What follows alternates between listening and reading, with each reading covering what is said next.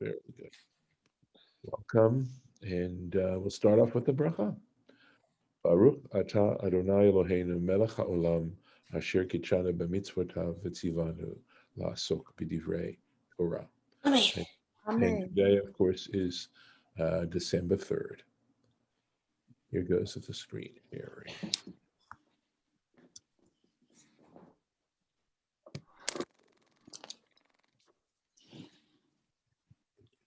Here. Okay. All right, I got your chat. So we go back to here. We were on, I think we did verse 17. Yes, we did. All right. So we're going to go to 18. Yeah. This is Jacob giving instructions to the messengers who will be preceding him, each of them bringing a different species of domesticated farm animal. Okay. Vayitzav et harishon lemor, and he commanded the first group, the first person, the first set of messengers, saying, Ki yish yif, and I want to say yif goshcha. I'd like to make that a kamatz katan. That's what it says. Okay, good. Because this meteg here sometimes means an accent, but I think it should be, at least the rules that I'm aware of. So, The accent is on. I mean, the yeah, it's where there's is the Hayim. ha. Right. Good. Yeah. So yif goshcha. If Esav, Achi, if I see what you're saying though, but yeah, I'm not sure. Yeah, normally a meteg indicates that's where the accent is. Yeah, that it's taken away from the cantillated syllable. Yeah. Right. And maybe there it's to come to let you know that it is a kamatz katan. But okay, I don't want to spend the time explaining technical reasons why that should be a yifkosh. Right. All right. If Esau, my brother, should meet you, ushe'elcha lemor, and should ask you, quote, lemor, the mi ata, to whom are you? The ana telech, and where are you going? Ulami ela lefanecha, and to whom are these before you? And of course it continues, but we are going to go into the Rashi now. Lemi ata, shel mi ata. So he's saying that the to whom means of whom, right? Mm-hmm. Of whom are you? To whom do you belong? Mi shulchacha, who is sending you? The Targumor, and right now you see that he's saying there is the Aramaic here, lemin ata. So he's saying, this is interesting. Look at the Sepharia, because the Sepharia says it shouldn't say lemin ata, it should say demin ata. So, because lemin at would be a direct translation of the Hebrew into Aramaic. So this was puzzling me at the time. And then I looked in Sepharia and they indicated that this may be a misprint. Well, in Chabad it says Daman at. Yes, or Damin at. It says man, it has a vowel. Okay, it does, but there's no aleph after the mem. There is. Okay, in the Chabad, I can show it to you. No, it's okay. I believe you. It's very strange. See, my text does not have the aleph there, which is why I did not pronounce it man. Otherwise, I would have. Gotcha.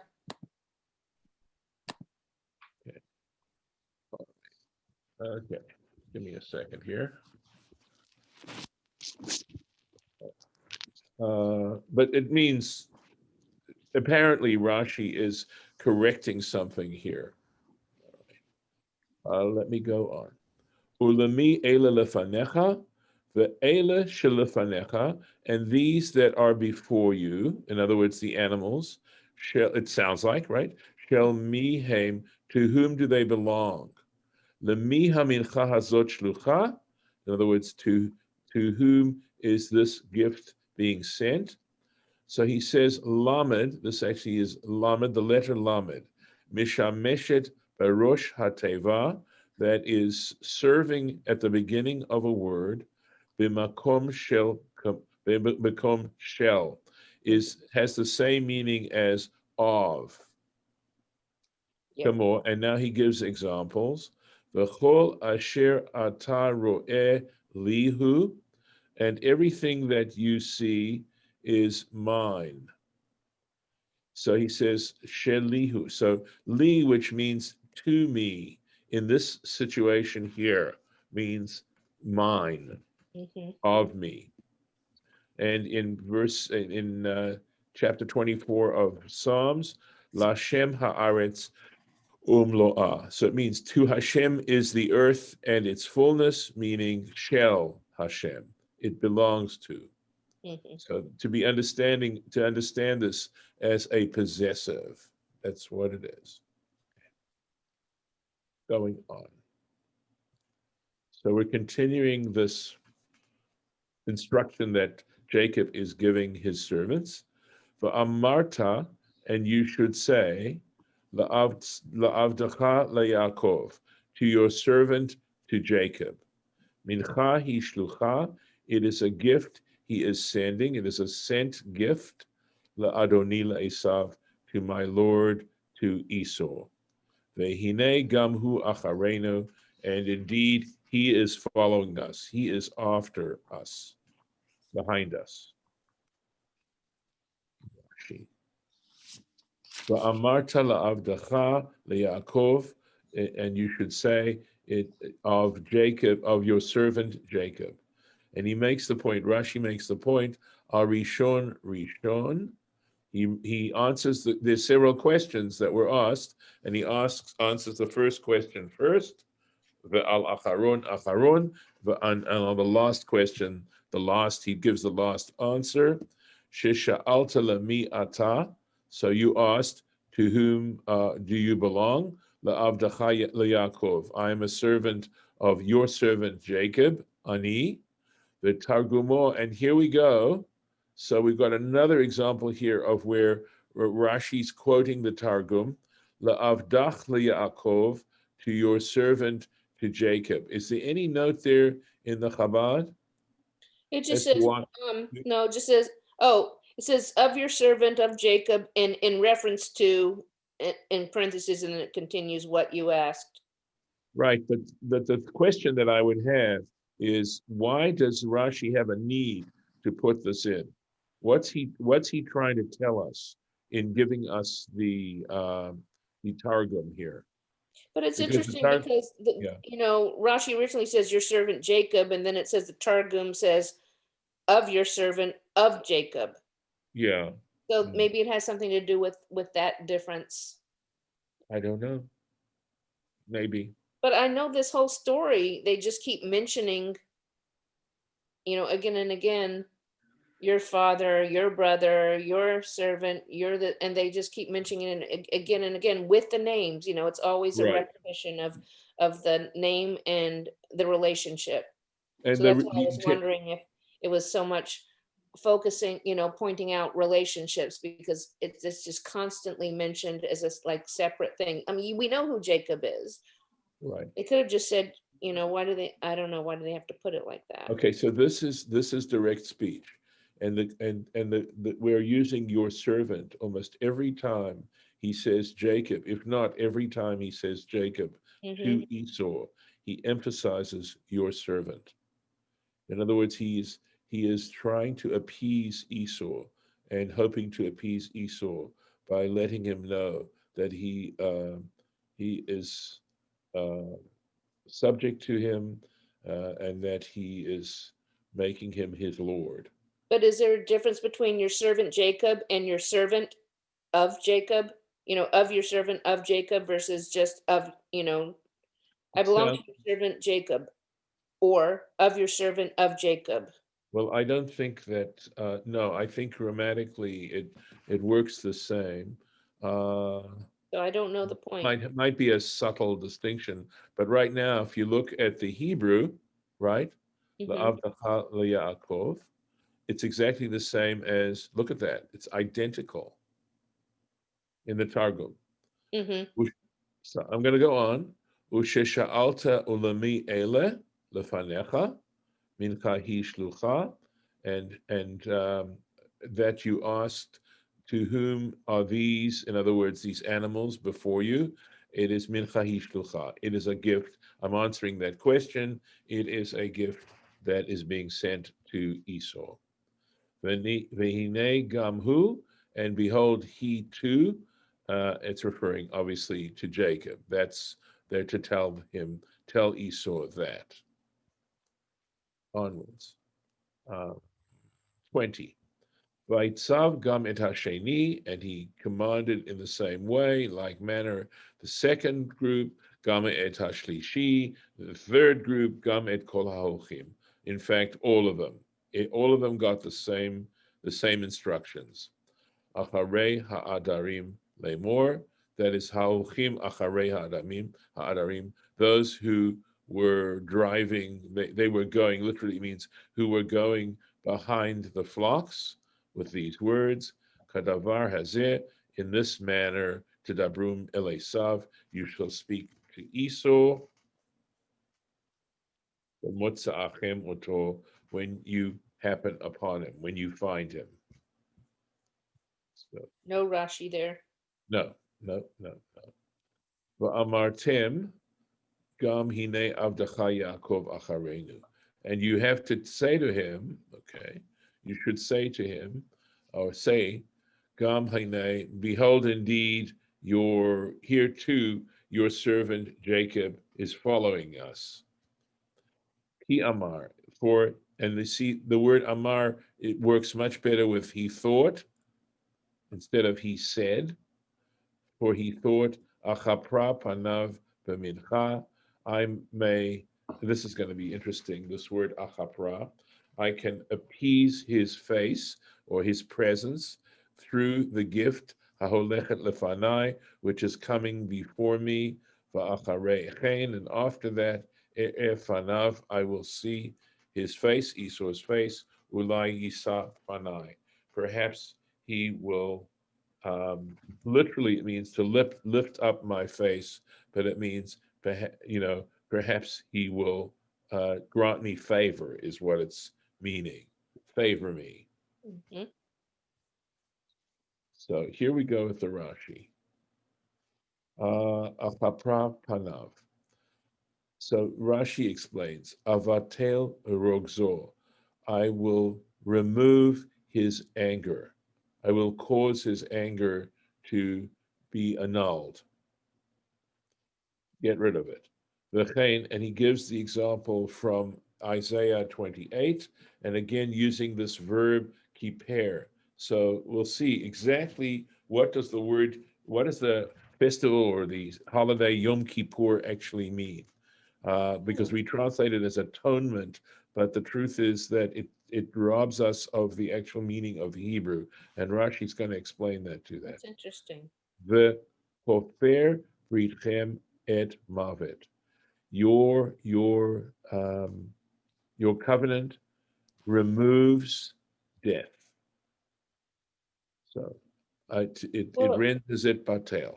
It renders it ineffective. Lo tuchlu, lo tochle kapara, meaning, and this is again Isaiah, you will not be capable of cleansing. V'nir'eh be'enai, and Rashi now says, it appears to me, shekol kapara etzel avon v'chet, that anytime you find the term kapara with respect to iniquity or sinning, v'etzel panim, or next to the word panim, presence, kulan lashon kinuach, they are all have the meaning of cleansing. V'ha'avara, and oh, I had the word, but basically cleansing or removing.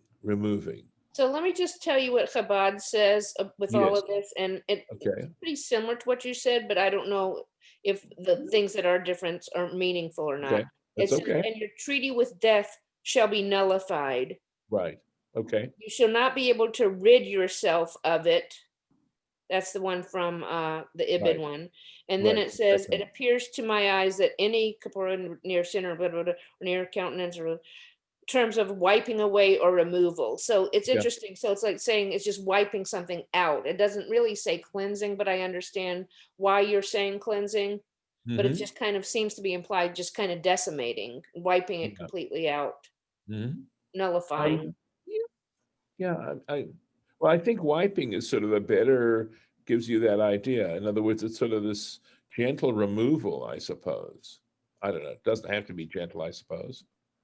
All right. But they have that meaning of some kind of removal. Mm-hmm. Velashon arami, who, and he says that in fact the word kapar is actually an Aramaic root. It's actually Aramaic. For harbe begamara, and there are many examples of this usage in the Gemara. V'chiper yadeh, he washed his hands. Just Ba'e wipe. lekip. Okay, all right. So that does make a difference. So he wiped his hands. Thank you. I'm going to put that in. Give me a moment, please. And yeah, and in this, at least in this edition, they continue to use the word wipe. Okay. So, okay, no, I think that's sufficiently important. As opposed to lirchatz, I guess. Yes.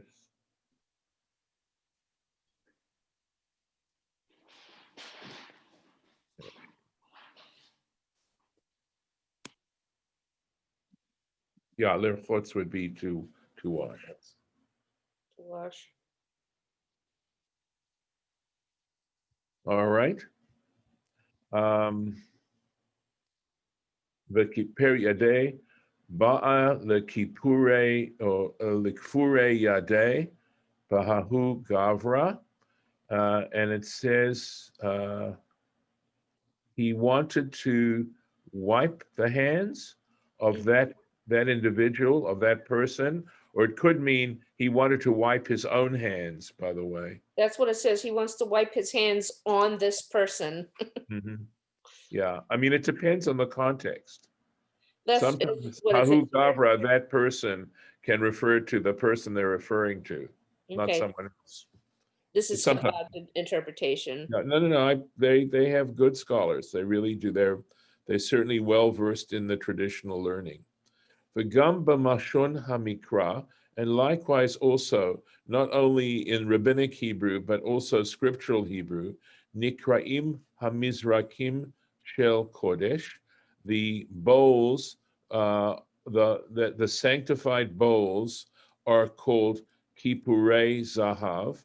They're called kipurei, golden kipurim, al shem, because they are because hakohen mekaneach yadav, because the priest wipes his hands with them, bahen bisfat hamizrak, on the uh, on the edge of the bowl. So again, using wipe is a little bit. I guess you could use wipe, right? But that's why I was thinking of sort of to cleanse. Yeah, But because if you're wiping dirt off or if you're wiping sin off, you are yeah, cleansing. right. I know, but you want to catch. But I mean, I do want to catch the right connotation. And and there's a subtle distinction here. So yeah, onwards. Here we go. The ta'avor hamincha al panav, and the gift passed in front of him. V'hu lan balaylahu b'machaneh, and he spent that night in the camp. So lalun specifically has to do with a night resting during the night, and it's interesting because I just realized that the word malon, which means hotel in Hebrew, has the idea of being able to spend the night in that particular room, that particular establishment. And what's the word for tourist? Tayar, I Oh, so think. that's not related. No. Okay. Tayar. Yeah. Yeah. All right. Al panav, in front, before him. Kamol lefanav. So even though it says on, literally on his face, or it means lefanav, it still means before him. And Rashi gives some other examples of this use of the preposition al as al panav as referring to it isn't literally on his face or on his presence or something like that. V'chein hamas v'shod yishma ba al panai. So he's saying violence and destruction will be heard within it. Al panai, that is heard within it, is before me. Tamid, always, is always before me. That is sort of God is conscious of this stuff that's going on. V'chein, and likewise in Isaiah 65, Hamach isim oti al panai, who anger me in my presence, who do things to anger me in my presence. Midrash Agadah, this is sort of neat too. There's a midrashic interpretation, al panav, that this al panav means af hu sharui bakas, to say that Jacob too remained angry, shayat tzarich lechol, that he had to go to all this kind of trouble, which is sort of very interesting because it's definitely going deeper than the text itself, and it's saying underneath this rather innocent sounding text, we should understand that Jacob was quite distressed to have to do that. That he was angry in a way that he had to do all this. So I mean the Rashi is giving us an insight into how Jacob was feeling at the time, which is interesting. It sure makes sense. Oh yeah, it does. All right, let's go on here. Vayakom balaylahu, he arose that night. Vayikach et shtei nashav, and he took his two wives, ve'et shtei shifchotav, and his two maidservants, ve'et achadasar yiladav, and his 11 children, vayavor et ma'avar yavok, and he crossed the ford of the Yabok. So that we're given this incidentally. I realized that the word you'll see. Okay, I guess I'm not going to share that with you right now. We'll wait until we get to the actual place. Let's see. The et achadasar yeladav and his 11 children. So Rashi asks a great question from based on Bereshit Rabbah. The Dina hechan haita. Wait a second. What about Dina? Wasn't she one of his children? Where was she? So the answer is Natna Bateva. He placed her in a chest, V'na'al B'vaneha, and he locked the chest with her inside. Shelo Yiten Ba Esav Einav, so that Esau should not cast his eyes. Ulafach Ne'enash Yaakov. And the fact is that Jacob was punished for doing this. Wow, that's amazing. Shemina'a me'achiv, because he prevented her, he kept her away from his brother. Shema tachzirenu lamutav, and there was that possibility that she would have had a good influence on him and caused him to return for the good. V'nafla b'yad Shechem, and so she fell under the hands of Shechem, into the hands of Shechem.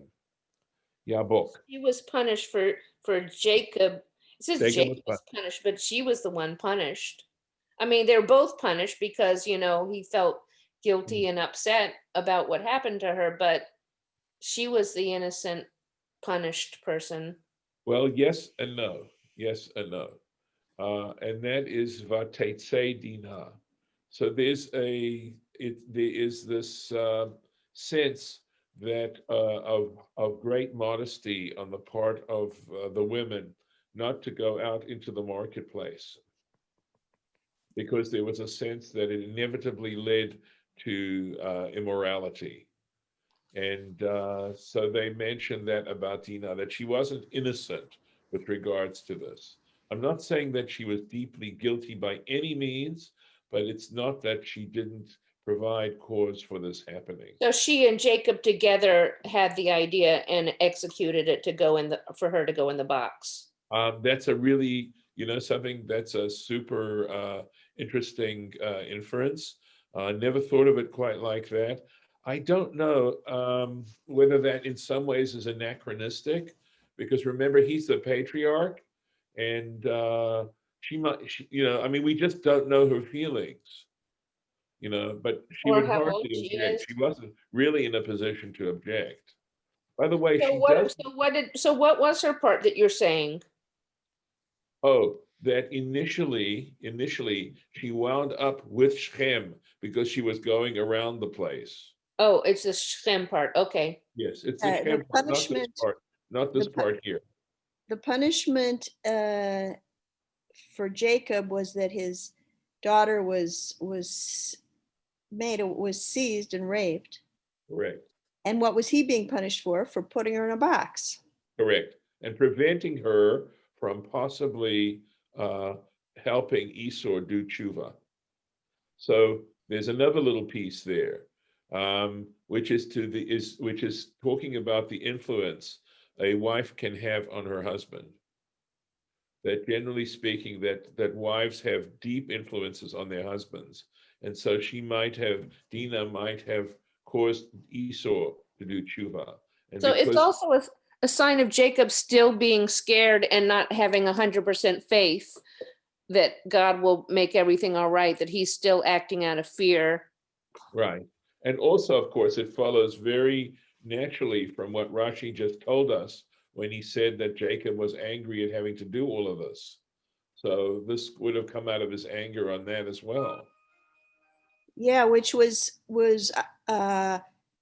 really needed, that midrash acher about the meaning of al panav, because Yeah. we've just had Jacob speaking at such length in such an obsequious way. I know. Uriah Heep, right? Yeah, and you're just wondering, what is he actually feeling? He There can't is a really lot of be feeling there's this way. criticism. There is some criticism of Jacob, because I think he bows 7 times maybe as he goes up to see Esau. Look, this is a great lesson that in terms of human behavior and human psychology, that when a person is obsequious, start being suspicious. Don't assume that that's a sincere feeling. Yes, sir. Well, it has happened. No, it does. Yeah. Be And it careful. has to do usually with the aggression of the person who has more, more power in the sense of, the ability, not necessarily spiritual power, but, Yeah. Political power, or the power to Right. be Exactly. aggressive and punishing or whatever. Right. Let me stop here, and we'll be able to start on time for services. But I can also, does anybody have any other comments? And then otherwise I'll stop the recording. It's kind of reminding me of Aviva Zornberg. So it's interesting because they're Oh, talking about really? it being from Yeah. a midrash, but they're talking about, when she's very psychological. She talks about how people feel, not, what their actions show in the Peshat, but what they must be feeling because of the whole context of what happened to them, making them who they are and how they feel. Yes. And of course, the Midrash is also highly critical of Esau back in Toldot, when it sounds like he's so innocent and naive. And in fact, they actually pull out that he's actually cruel and, conniving, and he's a hunter. That's how they understand, at least Esau, yeah. hunter in that context. So I'm going to stop the recording. Well, and Jacob's fear was passed down